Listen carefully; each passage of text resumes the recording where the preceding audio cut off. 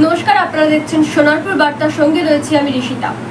আগামীকাল 4 জুন 2024-এর লোকসভা নির্বাচনের ফল ঘোষণা হবে। ঠিক তার আগের দিন আমরা আমাদের সঙ্গে পেয়ে গেছি রাজপুর সোনারপুরের অন্তর্গত সোনারপুরের টাউন তৃণমূল কংগ্রেসের ছাত্র পরিষদের সম্পাদক সৃঞ্জয় বিশ্বাসকে। সরাসরি তার সঙ্গে কথা বলে নেব। সোনারপুর বার্তায় আপনাকে স্বাগত। নমস্কার।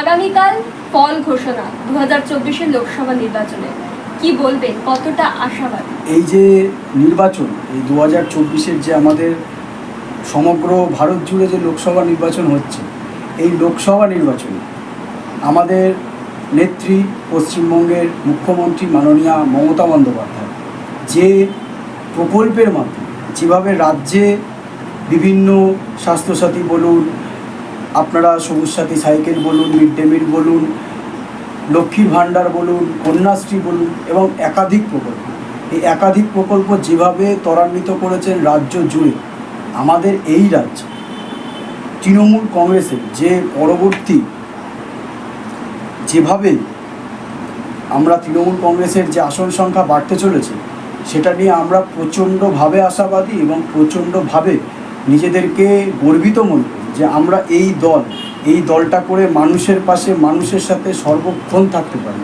এবং সর্বক্ষণ থেকে মানুষের বিপদে আপদে তাদের পাশে দাঁড়িয়ে, তাদেরকে ভালোবেসে, তাদেরকে বিভিন্ন রকম সুযোগ সুবিধা দিয়ে আমরা এইটুকু আশাবাদী যে মানুষ এই নির্বাচনে আমাদের তৃণমূল কংগ্রেসকে বিপুল ভোটে ভোট দিয়েছে এবং এই ভোটদানের মাধ্যমে আমরা এই রাজ্যে তৃণমূল কংগ্রেসকে আবার দেখতে পাবো যে এই লোকসভায় আগের থেকে একটা কি দুটো কি তিনটে কি চারটে আরও বেশি সিট আমরা পেতে চলেছি। কিংবা এরকমও হতে পারে যে এই একটা দুটো তিনটে চারটে পাঁচটার জায়গায় আমরা দেখা গেল আরও 10-15টা বেশি সিট, অধিক সিট জয়লাভ করছি। এবং এই ভারতবর্ষে যেটা আপনি বলছেন ইন্ডিয়া জোট, আমাদের মমতা ব্যানার্জি এবং সোনিয়া গান্ধী, তারপরে রাহুল গান্ধী, তাদের সমর্থনে অখিলেশ যাদব, লালু প্রসাদ যাদব, তারা যেভাবে সংগঠন করে ইন্ডিয়া জোট গঠন করেছে, এই ইন্ডিয়া জোট যেভাবে বিভিন্ন ভারতবর্ষের বিভিন্ন রাজ্যে যেভাবে এরা মানুষের পাশে দাঁড়িয়ে, আপনারা দেখলেন কেজরিওয়ালকে যেভাবে অ্যারেস্ট করা হলো, এইভাবে যে দুর্নীতি তকমা লাগে বিভিন্ন নেতৃত্বকে, যেমন পার্থ চ্যাটার্জি বলুন বা জ্যোতিপ্রিয় মল্লিক বলুন, সকলকে, এবং বিভিন্ন কেন্দ্রীয় স্তরের রাজ্য স্তরের নেতাদের যেভাবে যারা বিরোধী পার্টি করে তাদেরকে হ্যাকেলিং করা হচ্ছে, এই বিজেপি নামক একটা দল, সন্ত্রাসবাদী দল, এরা যারা সন্ত্রাসকে পুষে রেখে এবং বিভিন্নভাবে যারা নেতা নেত্রী তাদেরকে বিভিন্ন দুর্নীতিতে যেভাবে তারা অ্যারেস্ট করাচ্ছে ইডি সিবিআই লাগিয়ে, এতে আপামর জনগণ বুঝে গেছে যে বিজেপি এই ইন্ডিয়া জোটকে ভয় পেয়েছে এবং বিজেপি সর্বোপরি মমতা বন্দ্যোপাধ্যায়কে ভয় পেয়েছে। এখানেই আসবো যে বিজেপি বলছে রাজ্যে তারা 30টা বা তার বেশি আসন পাবে। সেক্ষেত্রে যদি বিজেপি 30টা বা তার বেশি আসন পেয়ে যায়, সেখানে তো তৃণমূলের সরকার পড়ে যাওয়ার একটা সম্ভাবনা থাকছে। না, দেখুন, লোকসভা ভোটে এখন যেটা শুভেন্দু অধিকারী যে গদ্দারটা যেভাবে বলে বেড়াচ্ছে যে আমাদের এই দলটা নাকি বিভিন্ন রকমভাবে তারা সরকার ফেলে দেবে, তারা বিভিন্ন রকম কুৎসা অপপ্রচার চালিয়ে, এই সরকার ভাঙাটা অত সহজ না। কারণ বিধানসভায় আমরা আছি, পৌরসভায় আমরা আছি, পঞ্চায়েতে আমরা আছি, সর্বত্র রাজ্য জুড়ে জোড়া ফুল ফুটে রয়েছে। এটা তাদেরকে কিন্তু বুঝে নিতে হবে। এই সমস্ত বার্তা বা কথা রুটিয়ে কিন্তু কোনো লাভ হবে না। এক্সিট পোল থেকে আমরা যেমনটা জানতে পারছি যে বিজেপি 21টা আসন পাচ্ছে, তৃণমূল পাচ্ছে 20টা, আর কংগ্রেস পাচ্ছে 1টা। অর্থাৎ গতবারের তুলনায় এবারে তৃণমূলের ফল সেই অর্থে খারাপ হচ্ছে। দেখুন, আপনারা যে বলছেন কংগ্রেস 1টা পাচ্ছে, এটা নিয়ে খুব সন্দেহ আছে। আপনারা যতদূর মনে হয় বহরমপুরে অধীর চৌধুরীর কথা বলছেন যে 1টা পাচ্ছে, এবং বিজেপি কত পাচ্ছে বলছেন 21টার তৃণমূল পাচ্ছে 20টা। তাহলে তো হিসাব মতো যদি আপনারা সেই বলেন যে যদি বিজেপি ক্ষমতায় আসে, তাহলে তো তৃণমূলেরও তাহলে হিসাব মতো 21 এবং বিজেপিরও তাহলে হিসাব মতো 21। কারণ কংগ্রেস আর তৃণমূল তো ইন্ডিয়া জুড়ে তারা একসাথেই হচ্ছে। এটা পরবর্তীকালে আপনারা প্রকাশ পাবেন। যদি এক্সিট পোলের কথা সত্যি হয়, তাও তৃণমূলই এই পশ্চিমবাংলায় কিন্তু থেকে যাবে। আপনি কি এক্সিট পোলে বিশ্বাস করেন?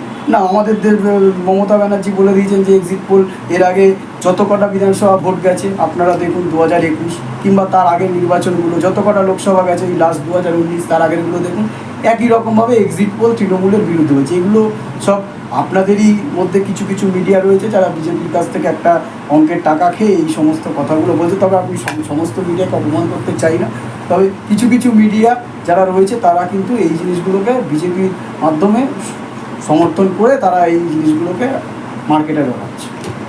এই যে ধরুন এত দুর্নীতির অভিযোগ রয়েছে বা বিভিন্ন নেতামন্ত্রী ইতিমধ্যে জেলেও রয়েছেন, সেই বিষয়ে এতটা কনফিডেন্ট আপনি যে তৃণমূল এতটা লিড করছে? দেখুন, আপনারা রিপোর্টাররা বলেন বাহুবলী নেতা অর্জুন সিং, তাকে এই নির্বাচনে প্রকাশ্যে খয়ের ছেলে বলে লোককে সম্বোধন সে করেছে, অথচ সে জনপ্রতিনিধি।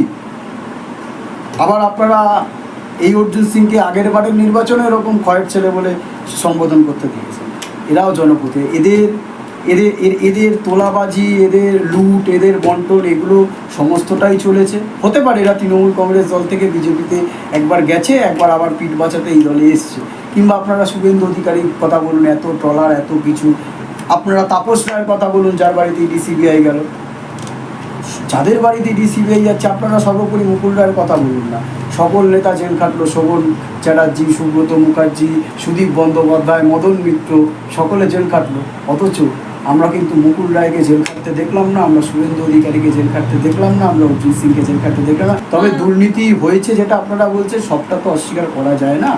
একটা দলের মধ্যে যেমন ভালো লোক থাকে তেমন খারাপ লোক থাকে, কিন্তু মমতা ব্যানার্জিকে এটার জন্য সাধারণ মানুষ বা কিছু কিছু যারা এই বিরোধী দল আছে, সিপিএম, বিজেপি যারা রয়েছে, তারা যে মমতা ব্যানার্জিকে ব্লেম করছে যে উনি চোরেদের রানী, উনি কিছু জানতেন না, উনি সব জানতেন। ওরা এরকমও স্লোগান দেয়, কালীঘাটে টালির চালা, ওই চোরেদের পাঠশালা। যারা এই স্লোগানগুলো দেয় তাদের বলবো, সাদা শাড়ি পরে যার বাড়ির ছাদটা টালির চাল, আর তার দলে একটা সর্বকনিষ্ঠ নেতৃত্ব হয়ে আমার বাড়ির চালটা কোনো এরকম কংক্রিটের, আর সে টালির চালের বাড়িতে থাকে, হাওয়াই চটি পরে সেই মহিলার নামে এরকম কাদা ছেটালে এটা কিন্তু তৃণমূল ছাত্র পরিষদ, তৃণমূল কংগ্রেস, তৃণমূল যুব কংগ্রেস কিন্তু মেনে নেবে না। আর আপনারা যেগুলো বলছেন এই সাধারণ মানুষের মধ্যে সাধারণ মানুষকে প্রভাবিত করছেন, বদলে সাধারণ মানুষও বলতে বাধ্য হচ্ছে এই জিনিসটা, এটা কিন্তু সম্পূর্ণভাবে ভুল। মমতা ব্যানার্জির মতো ব্যক্তিত্ব বা মমতা ব্যানার্জির মতো নেত্রী এই পশ্চিমবাংলায় একজন, আমি তো মনে করি ইন্দিরা গান্ধীর পর দ্বিতীয় এই দেশের নেত্রী, তার নাম হচ্ছে মমতা ব্যানার্জি। এবার একটা কোশ্চেনে আসি, একবারে প্রাক্তন বিচারপতি অভিজিৎ গঙ্গোপাধ্যায় মুখ্যমন্ত্রীকে নিয়ে যে মন্তব্য করেছেন সেটা নিয়ে কি বলবেন? উনি বলেছেন মুখ্যমন্ত্রীর কত দাম, উনি সব বলেছেন, শুনেছি।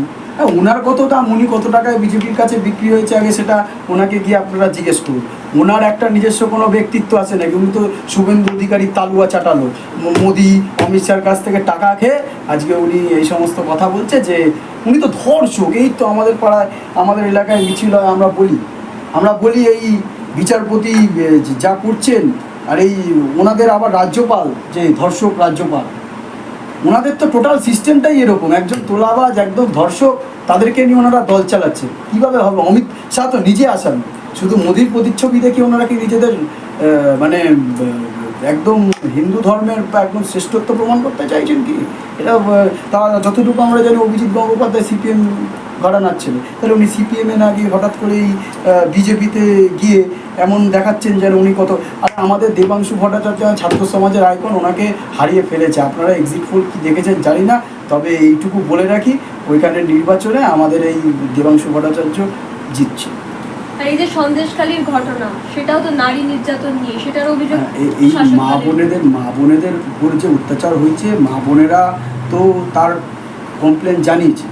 এই শাহজাহান শেখকে পাওয়া যাচ্ছে, এই শাহজাহান শেখ কিন্তু এই পশ্চিমবঙ্গ পুলিশের তাণ্ডবে, পশ্চিমবঙ্গ পুলিশের চালায়, পশ্চিমবঙ্গ পুলিশের যে অ্যাক্টিভনেস, মমতা ব্যানার্জির যে নির্দেশ, এই সমস্তটা মিলিয়ে কিন্তু শাহজাহান শেখ নিজেকে পুলিশের সামনে তুলে ধরতে কিন্তু বাধ্য হয়েছে। মমতা ব্যানার্জি বাধ্য করেছেন। মমতা ব্যানার্জি পার্থ চট্টোপাধ্যায়কে মন্ত্রিত্ব থেকে সরিয়েছেন, দলের মহাসচিব পদ থেকে সরিয়েছেন, জ্যোতিপ্রিয় মল্লিককে সরিয়েছেন। তবে অনুব্রত মণ্ডলের বিষয়ে তিনি এখনও সেরকম কোনো প্রমাণ পাননি বলে এখন অনুব্রত মণ্ডলকে তিনি পদে রেখেছেন।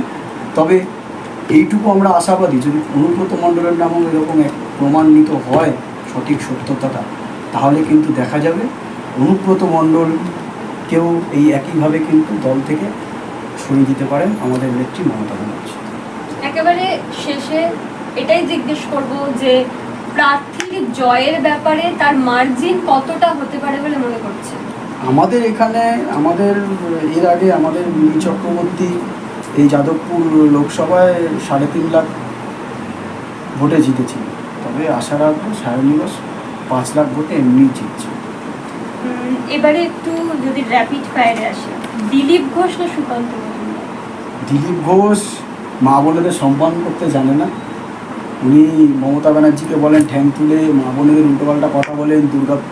দুর্গা মায়ের উনি সর্বোপরি মায়ের উনি পিতৃ পরিচয় জানতে চান। ওনার মতো লোককে আমি ধরি না, তবে তার থেকে সুকান্ত মজুমদার বলবো অনেক ভালো। অভিজিৎ গঙ্গোপাধ্যায় না দেবাংশু ভট্টাচার্য? অবশ্যই দেবাংশু ভট্টাচার্য। একজন তোলাবাজি করে শিক্ষা দুর্নীতিতে রায় দিয়েছে, তাকে যতগুলো শিক্ষার যারা চাকরি পেয়েছে তাদের বাতিল করেছে, তাদের সংসার কাঁদছে, তাদের পরিবার কাঁদছে, তাদের বাচ্চারা কাঁদছে, যে মনে রাখেনি তার সাথে দেবাংশুর তুলনাই হয় না। সিদ্ধার্থ শঙ্কর রায় না জ্যোতি বসু? অবশ্যই সিদ্ধার্থ শঙ্কর রায়। আমরা কংগ্রেসি ঘরানার ছেলে। উনি ডক্টর বিধানচন্দ্র রায়ের পরে সিদ্ধার্থ শঙ্কর রায় আমাদের আদর্শ এই পশ্চিমবাংলার। আমরা সিদ্ধার্থ শঙ্কর রায়কে যে কোনো তৃণমূল কংগ্রেসের কর্মীরা সিদ্ধার্থ শঙ্কর রায়ের নামে বলব, এটা আমিও আমার দিক থেকে তাই জানাবো। মমতা ব্যানার্জি না শুভেন্দু অধিকারী? দেখুন, একজন দেশনেত্রী, একজন রাজ্যের মুখ্যমন্ত্রীর সাথে শুভেন্দু অধিকারীর তুলনা হয় না। আর আমার কাছে কোথায় মমতা ব্যানার্জি রানী রাসমণির জায়গায়, আর কোথায় শুভেন্দু অধিকারী ঝাড়ুদারের জায়গাতেও পড়ে না। মদন মিত্র না অনুব্রত মণ্ডল? অবশ্যই অনুব্রত মণ্ডল এখন টিআর জেলে রয়েছে। উনি একসময় আমাদের সকলেরই গুরুদেব ছিলেন, ওনার থেকে আমরা ইন্সপায়ার হতাম। তবে যা শুনেছি, যেটুকু কানে ভেসে আছে, সেটুকু থেকে দূরে সরে গিয়ে আমরা এইটুকু মনে করি যে আমাদের মদন দা ইজ অলওয়েজ ওকে। আমরা মদন দা সেই ডায়লগটা বলবো সবশেষে। এই ভোটের 4 তারিখও একই কথা বলবো, ও লাভলি। নমস্কার।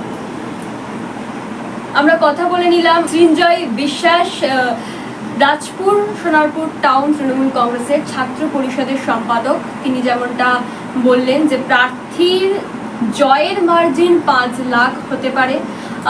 এছাড়াও তিনি যেমনটা বললেন যে তৃণমূল কংগ্রেসের মমতা ব্যানার্জির যে সমস্ত প্রকল্প, সেই সব প্রকল্পের সুবিধা যেমন মানুষ পেয়েছে, আগামী দিনেও পাবে। এবং এছাড়াও তিনি যেমনটা বললেন যে দুর্নীতি নিয়ে যে সমস্ত কথা তিনি বললেন, সমস্তটাই আমরা শুনে নিলাম সরাসরি তার মুখ থেকে। ক্যামেরায় বনির সঙ্গে ঋষিতার রিপোর্ট, সোনারপুর বার্তা।